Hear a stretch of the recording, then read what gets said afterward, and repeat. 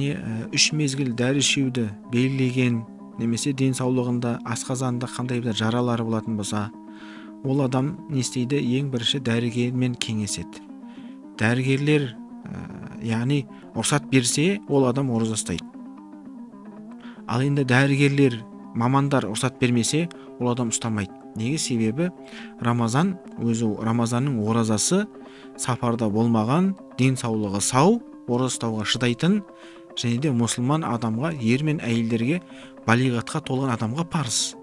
Ал енді денсаулығында ақау болатын болса, ол адам үзірлі болып табылады. Ол адамдар ертең жазылғаннан кейін, денсаулығы түзелгеннен кейін оразасын жалғастырады кейін. Оған дейін ол адам өзінің денсаулығын түзеп алған дұрыс. Ораза ұстаймын деп денсаулығын құртып алмау керек одан сайын оның үстіне.